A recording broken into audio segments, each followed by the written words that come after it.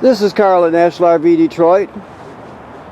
I'm going to walk you through this 2016 Coachman Freedom Express model 236 BHS. Okay, so I'm just going to show you some of the features and how they work. Okay. Okay, so we have a power awning with LED strip. You have a TV signal and power here. That's just a service panel for your refrigerator. You have outside speakers. That's a vent for the range hood. If you're going to be using the fan in the range hood, make sure you open that baffle up. There's a couple little latches in there. Alright. Now, as we come up towards the front, you're getting a hitch with this. So this is a Husky centerline weight distribution hitch with built-in sway control. So we'll show you how that operates when you pick up. You have a spare tire in here, a crank, of course. You come up here, you get a deep cycle marine battery, 2 LP tanks which are full, a power tongue jack. If this one ever fails, you can pull this rubber plug out of here and use a 3/4 inch crank or 3/4 inch socket on there to crank it manually. Alright, back here, there's your power cord right there, 30 amp power cord. This is to fill the fresh water tank. The most common way to get water to the trailer is just using the city water hookup. Now if you're camping someplace that doesn't have city water, you can pre-fill this tank here and then use the onboard pump to pump the water.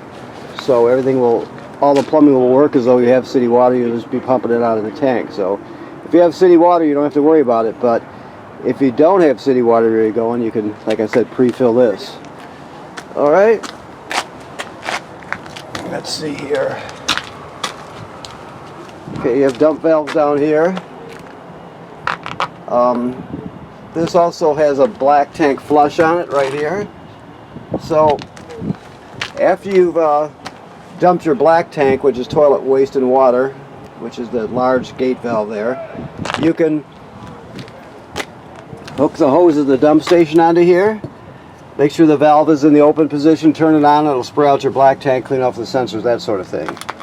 This is your hookup for your power cord. You have a city water hookup. This is the most common way to get water to the trailer, of course. You just hook it on there and you're all set. Cable and satellite through. Outside shower. This is your water heater. The switches are inside. I'll show you when we get inside. You can run it on gas or electric. That's the drain plug right there. It's probably empty right now because it's been winterized, so keep that in mind.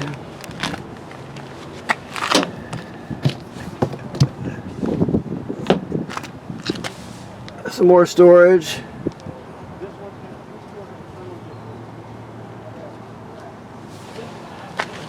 If you come around the back and look up, you can see you need a ladder to inspect the roof, so make sure you inspect the roof every summer or so to make sure there's no damage to it. Anything you can't see from the ground, like the roofing attachment being damaged by a low branch or anything like that. So that should be part of your regular maintenance to do that. Okay.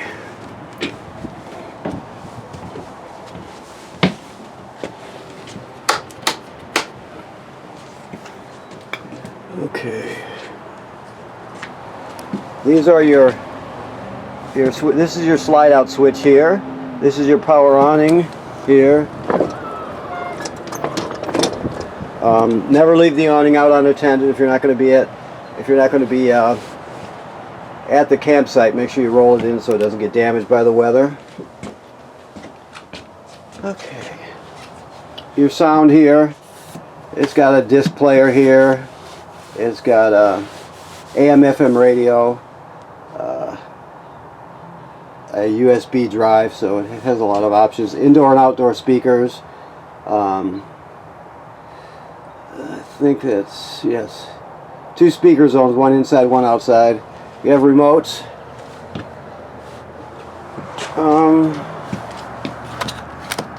This looks like a remote for a roof vent. Let's see here. Yeah, it has a power vent in there, and that's a remote for it right here. Okay, keys on the faucet handle. Your tabletop can be, the legs can come out and you can sit it down there and sit it down on the cleats there, and you can fill in this space with the cushions and turn this into a bed. 2 bunks also. You have your range hood, light and vent. Remember I told you if you're venting to the outside, make sure that baffle's open on the outside so it flaps freely. Microwave looks like any other microwave. Range, I don't know if he's got the gas turned on, so we'll just maybe just talk you through this if it's not.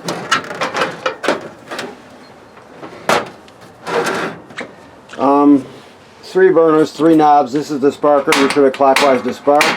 This one's for the oven. I would say that, there it goes. Very simple. The oven you have to light by hand. There's a pilot light down at the bottom. Looks like the oven's never been used, but we see that all the time. We see them 10 years old sometimes and they've never been used once. The refrigerator is a gas absorption refrigerator, meaning it works on LP gas or 110 AC. Okay. Let's see what we got here. So, this is for your temperature. I'll set this up for you. I don't think I can hold the camera and do it at the same time, but what I'm going to do is I'm going to put this thing called a thermistor right up into this clip up here, if you can see that.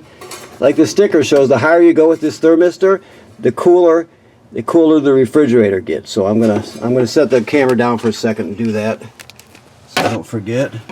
Please bear with me. Basically, you're gonna have it up all the way.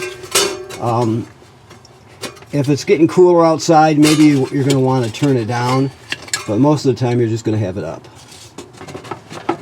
Okay, so put that in there. Up all the way. Okay. So keep that in mind. Right here, auto is the most common mode to be in. Auto means auto electric. You're going to basically it seeks out 110 AC and uses it. If it can't find it, it'll light on gas automatically. Or if you have a power failure during the day or the night, it'll sense it and automatically switch over to gas, so you can, so you don't spoil your food. So it's auto electric's the way to go. If you're pulling it down the road, you can put it right on gas, but generally speaking, auto electric. Okay, let's see what else we have here. That's just a LP gas detector. Should always be green. This is your power converter here. So you have regular 110 AC on this side, and they're all the circuit breakers are labeled, right? Then you got 12 volt DC over here, 12 volt fuses, and they're all labeled. So that converts AC to DC. It also charges your battery, so it'll sense how much energy your battery up front on the tongue needs, and it'll keep it charged as long as you're plugged in. Okay. Your thermostat is basic. You just hit the mode button, and you go fan, cool, furnace, and off. So it's very simple. This is a monitor panel for your water. So to turn your water pump on, you do that. The water pump will be used if you're pumping water out of the fresh water tank. Let's say you don't have city water. It's also used to winterize the trailer.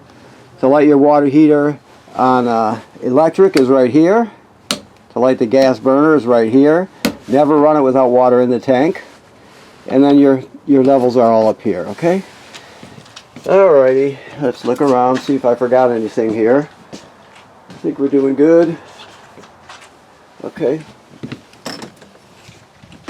Sink and shower work like any other sink and shower. The toilet has to have chemical and water in it to use it, so it sits right over a black tank. Okay. So basically, when you get to the campground, you hook up your power and your water. Then you'll come in here and you'll put a dose of chemical right in the bowl. And then you'll step on the pedal and hold it down. And you just hold it long enough for at least a gallon of water to go in there along with the chemical. I'm talking about the black tank directly below. You stand on it long enough to put at least a gallon in there. You can put more water than a gallon if you want, but don't use any less. Okay. If you don't use chemical and water, it's considered using it dry, and basically it'll get clogged up and it'll smell terrible. So make sure you use chemical and water with the toilet. Alrighty, you also have a fan up here. Alrighty, let's see what else we have. This flips around. If you put a TV on here, you can view it from either side. I don't know if there's one up there. No, they don't. Oh, I don't know if there's. Yeah, there. Well, let me see. Before I say that, let me look. So we just unsnap this sliding door here. I get my finger on it. Yeah, so it does have a TV on it right now. You can just spin it around to see it from the other side, or you can watch it in here. Alright.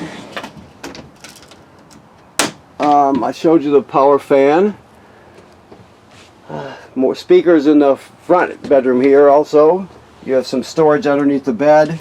This is an emergency escape window. You're just going to go like this. Push it all the way open. Then you grab a hold of the red tab and pull the screen out, and you can escape in an emergency. Okay. Now this has, let me look up here and get my bearings straight here. This is the smoke detector here. Let me look and see. I told you that other detector was LP gas, but let me look at it up close to make sure that it's just LP gas. Let me see. Let me get down there and take a look.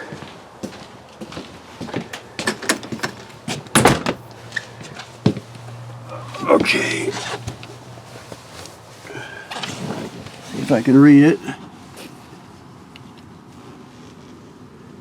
So it does carbon monoxide and LP gas.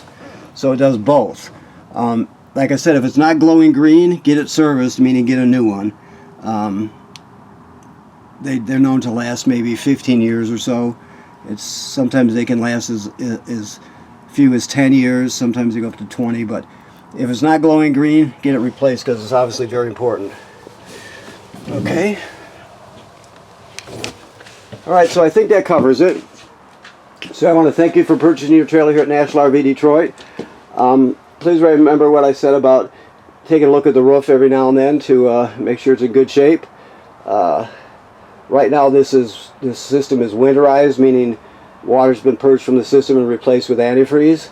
The water heater is bypassed and empty. So always make sure you put water in the tank before you turn it on.